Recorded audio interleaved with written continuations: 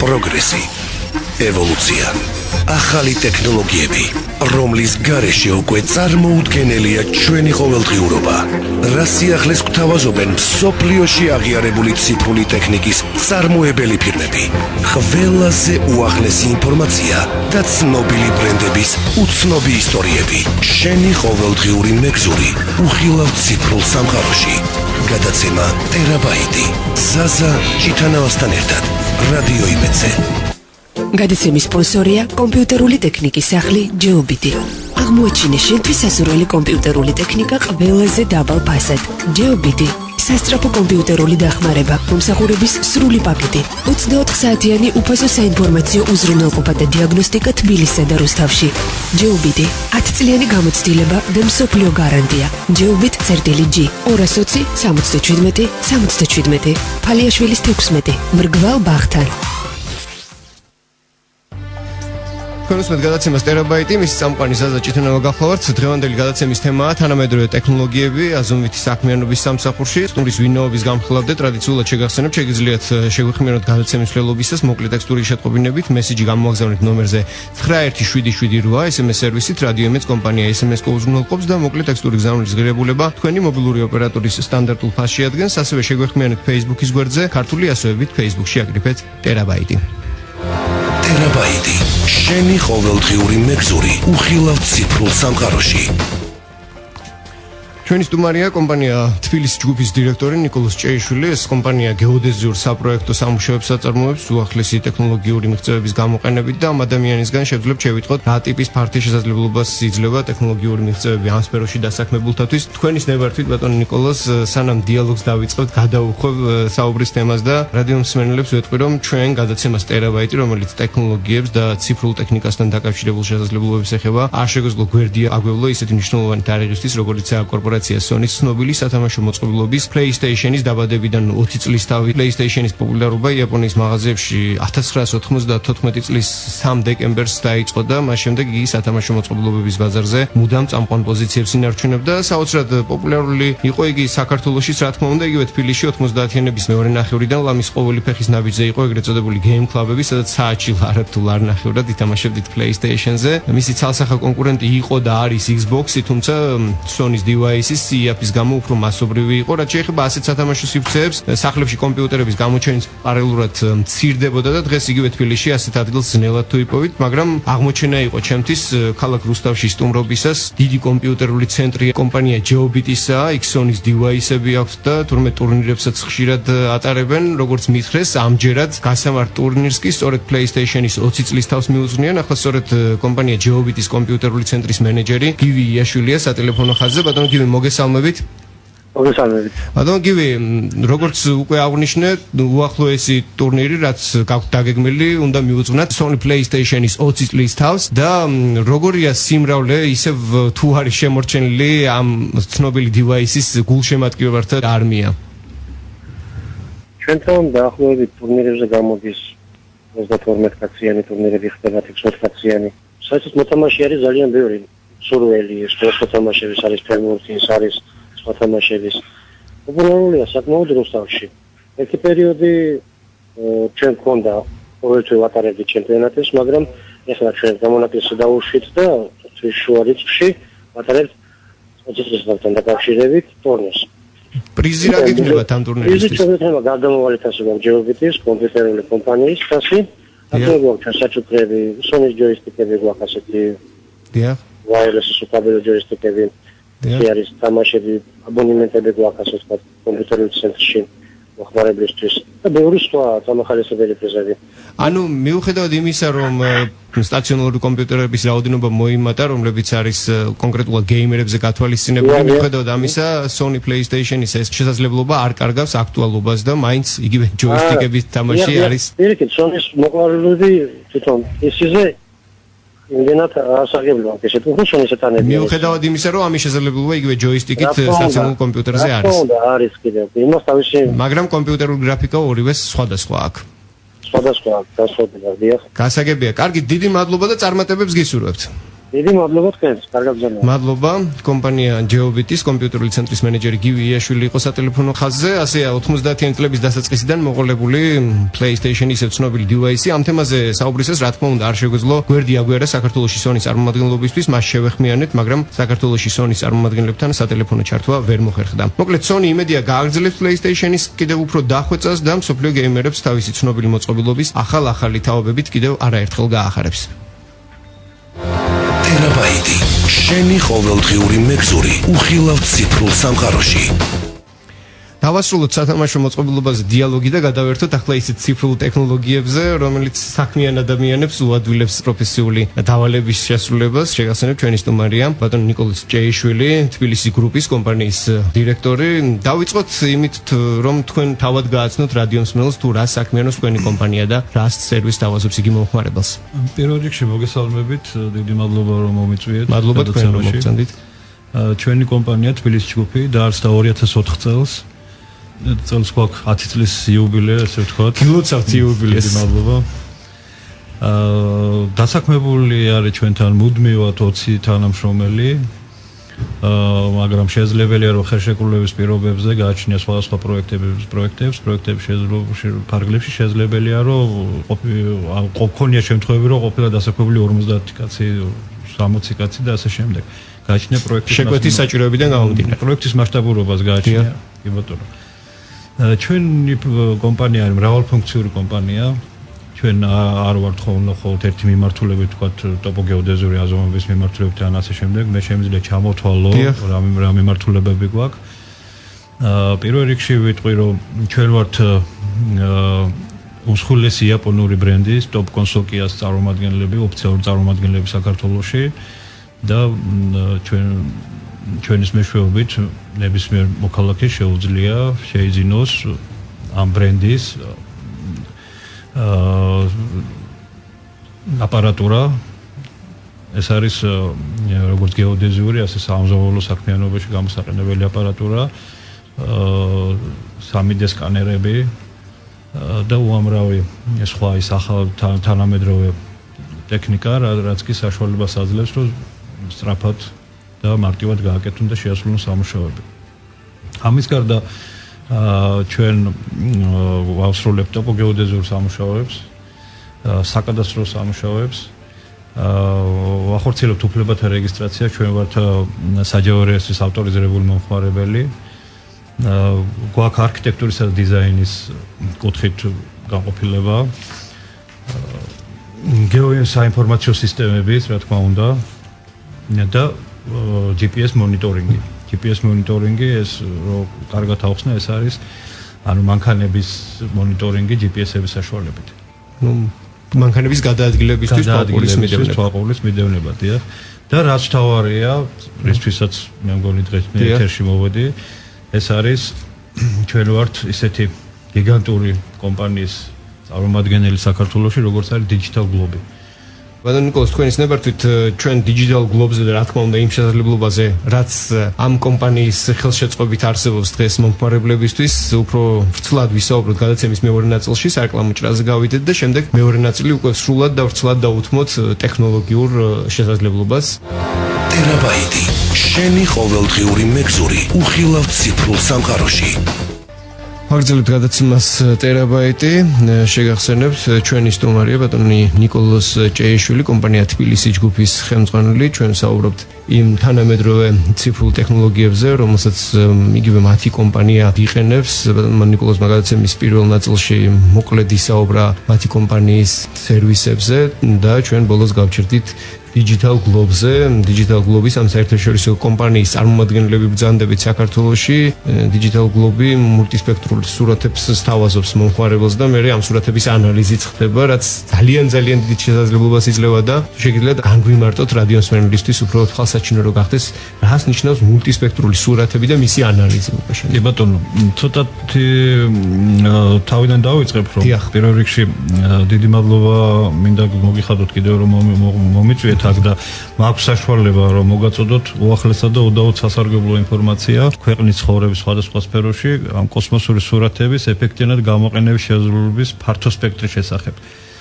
1 დეკემბერს ჩვენ გავმართეთ რედისონში კონფერენცია და ზუსტადაც თემაც ეს იყო ამ კონფერენციის მულტისპექტრული კოსმოსური სურათების ანალიზი, სერვისები და მრავალფუნქციური კადასტრი ევროკავშირის სტანდარტების შესაბამისად.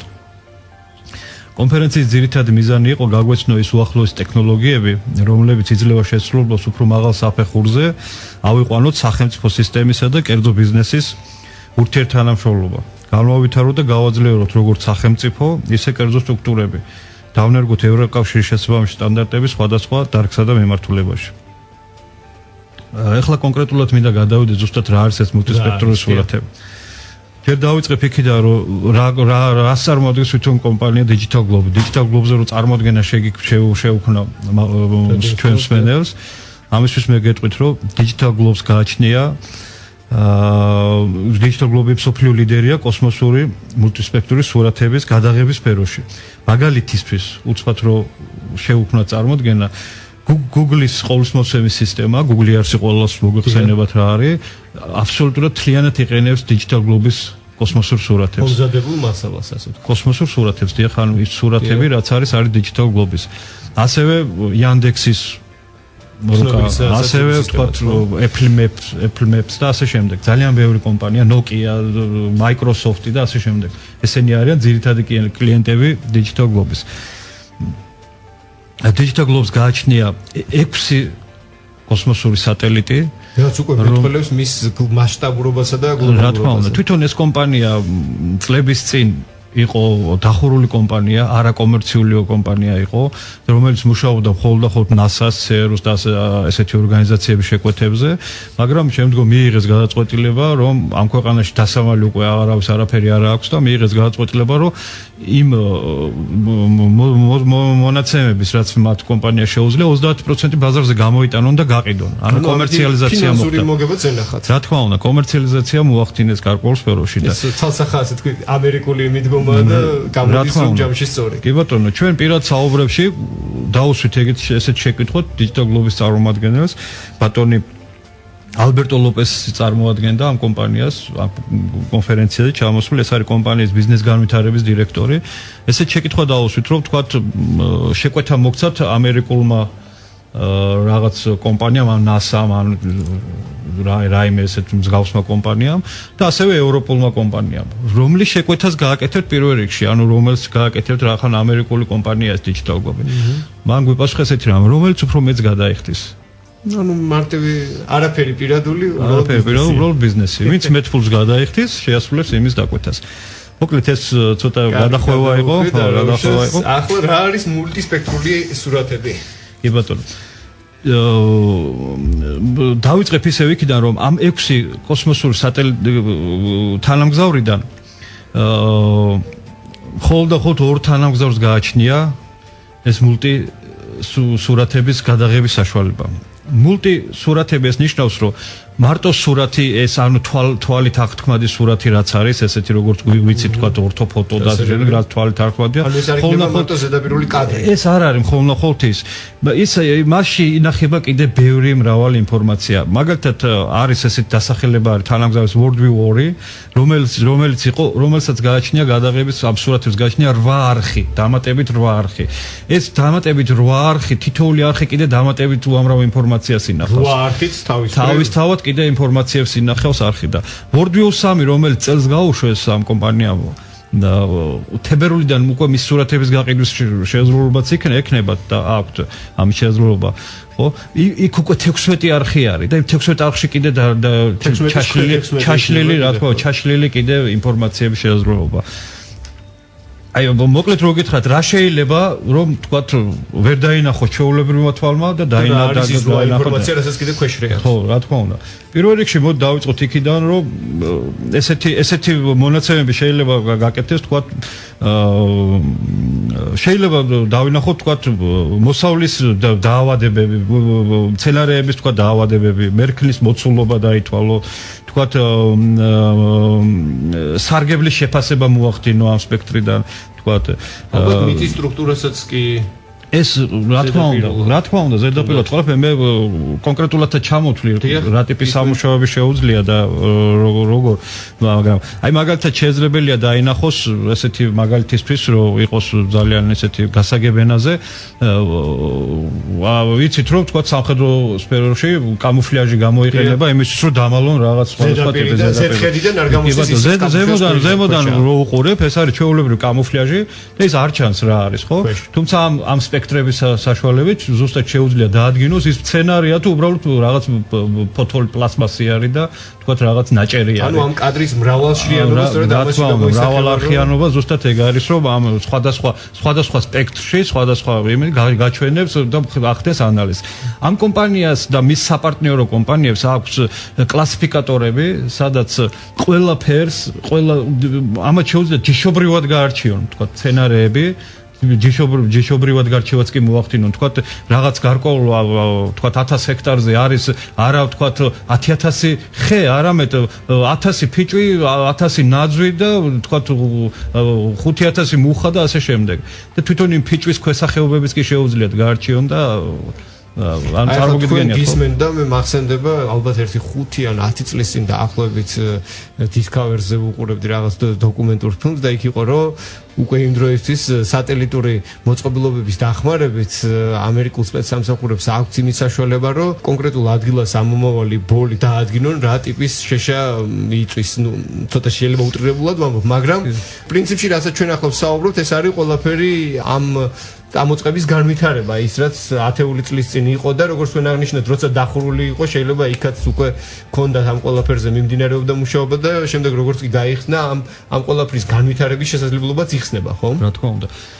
ყველაზე მნიშვნელოვანია ის რომ 2000 წლიდან ყოველდღიურ ეს ამ სატელიტები ამ Digital Globe-ის გლობალობაში არსებობს ყოველდღიურად იღებენ სურათებს. ყოველდღიურად არ ჩერდებიან ისინი და იღებენ 6 თვეში მათ შეუძლიათ თლიანად თელი დედამიწა დაფარონ გადაღებული სურათების ხმები. ზანეთ ახლა სარეკლამო ჭრილს რო ვიყავით და დაახლოებით 15 წუთში შეუძლიათ ამ სატელიტურ თანამგზავრებს თბილისის სამგანზომილებიანი მოდელი ეს თვითონ თანამგზავრებს არ შეუძლიათ მოდი დავკონკრეტები ეს თანამგზავრების სურათებს აგროვებენ მათ აქვს არქივი სურათების არქივი და არის პარტნიორი იმიტომ ვამახვილებ ყურადღებას რომ Digital Globe-ის საპარტნიორო კომპანიებია რომლებიც სხვადასხვა მიმართულებებით მუშაობენ არის ერთ-ერთი კომპანია რომელსაც შეუძლიათ 15 წუთში ამ არქივირებული სურათების საშუალებით გააკეთოს ეს განზომილებიანი მოდელი. იმ მასალებით, რომელიც უყურო Digital Globe-ის მიერ. Digital Globe-ის თქვათ მასშტაბურობაზე რომ კიდევ ერთხელ თქვათ გავაკეთოთ აქცენტი, ეს მე გეტყვით რომ მისი თქვათ არქივის მოცულობა ოდნავ ჩამოუვარდება Facebook-ის არქივის მოცულობას.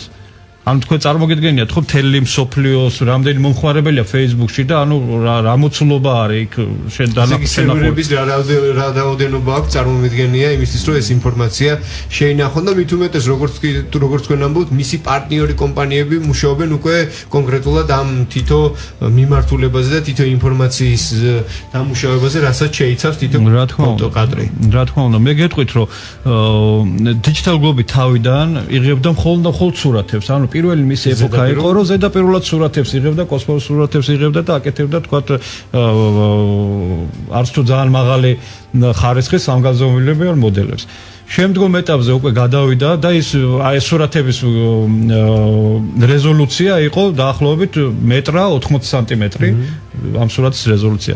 შემდგომ თუ გადავიდა შემდეგ ეტაპზე რომ დაწია ამ სურათების რეზოლუცია და მიიღო თქვათ 50 სანტიმეტრიანი სურათის რეზოლუცია და შემდგომ უკვე გადავიდა ზუსტად ამ თანამედროვე ტექნოლოგიებზე, რასაც ქვია სპექტრული სურათების გადაღება, სადაც ის 40 სანტიმეტრამდეც დაწია სურათის რეზოლუცია და პლუს კიდე 8 არხიანი ბენდები ინფორმაციის შეცვლილი ინფორმაციები ჰქონდა და ეხლა რომელიც ეს World View 3 რომელიც ჩვენ ვახსენეთ, ეს ბოლო სატელიტი ეს უკვე შესაძლებლობას იძლევა რომ 30 სანტიმეტრიანი სურათის გარჩევადობა მივიღოთ 30 სანტიმეტრიანი კოსმოსიდან 30 სანტიმეტრიანი და პლუს ნუ იქ ორჯერ გაზრდილი სპექტრების რაოდენობა. ამ კომპანიის საშუალებით და მის საპარტნიორო კომპანიების საშუალებით ჩვენ შეგვიძლია ძალიან დიდი წვლილი შევიტანოთ როგორც სოფლის მეურნეობის კუთხით, ასევე გარემოს დაცვის კუთხით, ასევე ინფრასტრუქტურის კუთხით, თავდაცვის კუთხით, ამ ინფორმაციების გამოყენებით, რა თქმა უნდა, იმიტომ რომ ეს უნიკალური საშუალებას იძლევა, რომ უნიკალური ინფორმაციები მოვიძიოთ სწრაფად და ხარისხიანად, რაც თავარია. დღეს როდესაც ჩვენ ქვეყანა რეჟიმში ალბათ. დღეს შესაძლებელია ონლაინ რეჟიმშიც, იმიტომ რომ კლაუდები არსებობს, მას აქვს ამ შეძლო კლაუდები და პირდაპირ ონლაინ რეჟიმში შეუძლია გაცვლა ამ ინფორმაციის.